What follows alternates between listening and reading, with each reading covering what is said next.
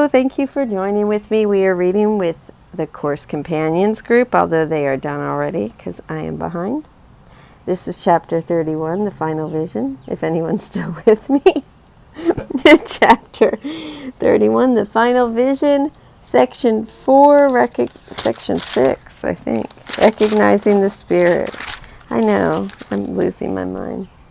All right, recognizing the Spirit. And if you'd like to close your eyes and join me in prayer. Dear God, if left to my own devices, my perception will be skewed. I surrender to you everything that I think and feel. God, please take my past, plan my future, send your Spirit to redeem my mind that I might be set free. May I be your channel, God, and serve the world. May I become who you would have me be, do what you would have me do, go where you would have me go, and say what you would have me say, and to whom, dear God. God, enable me to set aside everything I think I know for an open mind and a new experience. And with that, I'm just going to say this. I do not know the thing I am, and therefore I do not know what I am doing, where I am, or how to look upon the world, this reading, or myself, or God, or anything. All right, so section 6, recognizing the Spirit. You see the flesh, or recognize the Spirit. There is no compromise between the two. If one is real, the other must be false, for what is real denies its opposite. There is no choice in vision but this one. What you decide in this determines all you see and think is real and hold as true. On this one choice does all your world depend, for here have you established what you are as flesh or spirit in your own belief.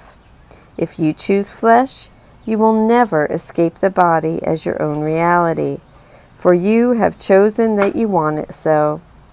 But choose the Spirit, and all heaven bends to touch your eyes and bless your holy sight, that you may see the world of flesh no more, except to heal and comfort and to bless.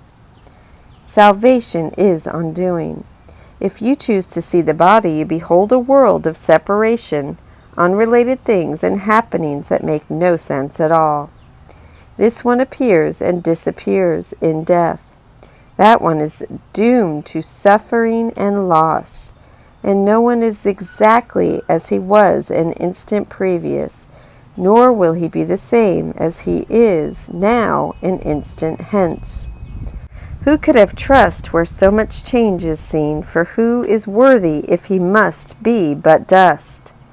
Salvation is undoing of all this, and constancy arises in the sight of those whose eyes salvation has released from looking on the cost of keeping guilt, because they chose to let it go instead. Salvation does not ask that you behold the Spirit and perceive the body not. It merely asks that this should be your choice. For you can see the body without help, but do not understand how to behold a world apart from it. It is your world salvation will undo and let you see another world your eyes could never find. Be not concerned how this could ever be. You do not understand how what you see arose to meet your sight. For if you do, it would be gone. For if you did, it would be gone.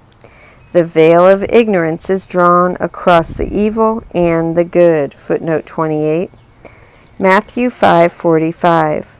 For he maketh his sun to rise on the evil and on the good, and sendeth rain on the just and on the unjust.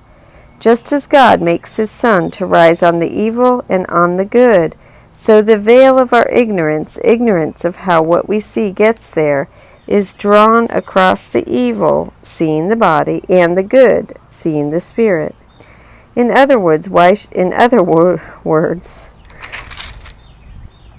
should we be concerned with how the vision of the Spirit will arise when we don't understand how anything we see arises? Back to the text. Okay, I'm going to read the whole sentence again. The veil of ignorance is drawn across the evil and the good, and must be passed that both may disappear, so that perception finds no hiding place. How is this done? It is not done at all. What could there be within the universe that God created that must still be done? And what could be before you still to do? Only in arrogance could you conceive that you must make the way to heaven plain. The means are given you by which to see the world that will replace the one you made. Your will be done. In heaven as on earth, this is forever true. It matters not where you believe you are or what you think the truth about yourself must really be. It makes no difference what you look upon or what you choose to feel or think or wish. For God himself hath said, thy will be done, and it is done to you accordingly. Back to footnote 29. After thy will be done, Matthew 6:10. Thy kingdom come, thy will be done on earth as it is in heaven. In the above reference, rather than us saying this to God, God says it to us. We doubt that if we choose vision, we will then actually gain vision. But God himself hath said, thy will be done. And back to the text. You who believe that you can choose to see the Son of God as you would have him be, forget not that no concept of yourself will stand against the truth of what you are. Undoing truth would be impossible, but concepts are not difficult to change.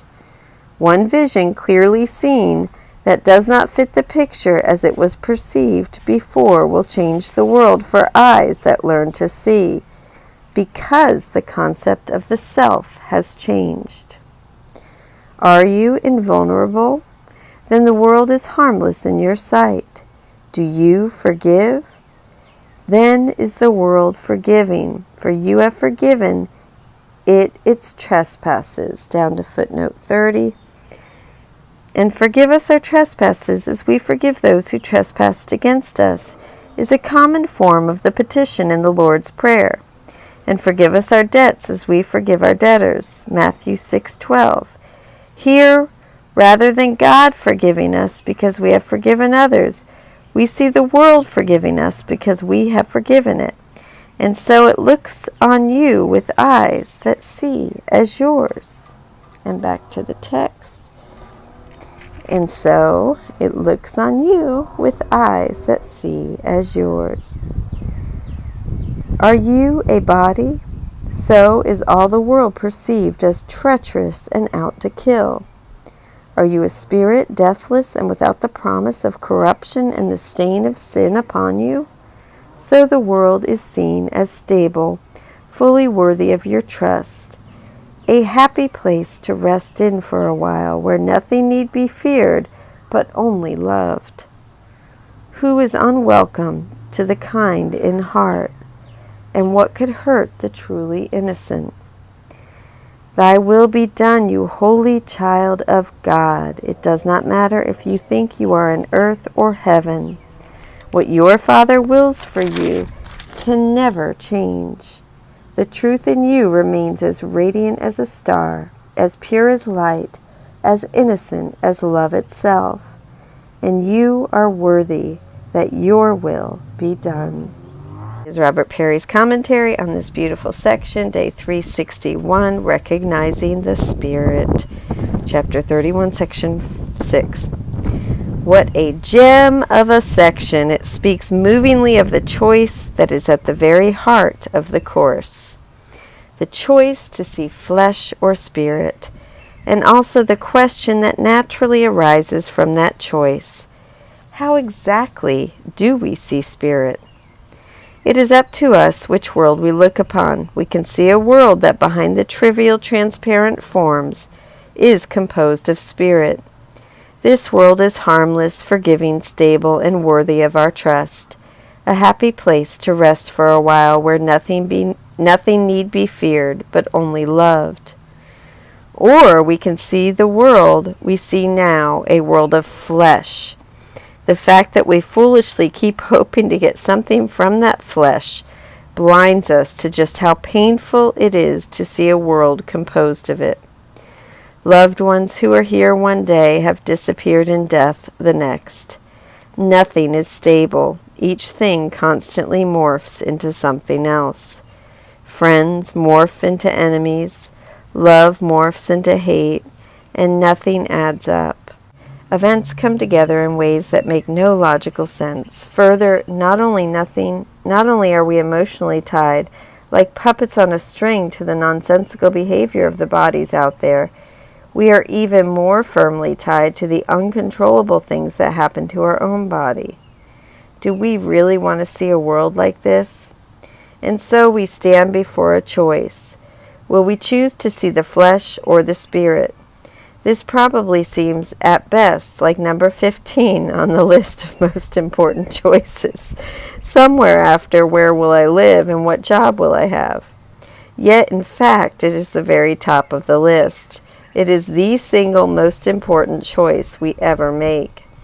As Jesus puts it, what you decide in this determines all you see and think is real and hold as true. One way that we make this choice is through the process we discussed yesterday of changing our self-concept. Choosing a different view of ourselves naturally entails seeing a different world. For instance, if we decide that we are invulnerable, then how could we not see the world as harmless? If we choose to see ourselves as sinless, deathless spirit, how could we not look out upon a world that shared the same essential nature? If we view ourselves as spirit, we have implicitly chosen to see a world of spirit. This naturally raises a question. How do we see the spirit? Seeing the flesh is easy. We just open our eyes. In contrast, seeing the spirit seems at best mysterious and at worst impossible. How on earth do we do that? In thinking about this, I start having thoughts like, do I even have the equipment? And if I do, how do I fire it up? Where is the on switch? The good news is that the how is none of our business. Our part is just to make the choice to see the spirit, and the rest is done for us. The sight is given us.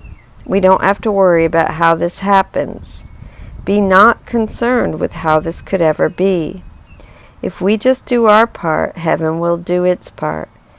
But choose the spirit, and all heaven bends to touch your eyes and bless your holy sight. We don't have to understand the mechanics of how a TV turns on.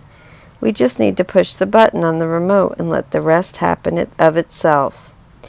It is important, however, to understand the principle behind this. Why is it that we can choose to see the spirit and then spiritual vision is simply given us?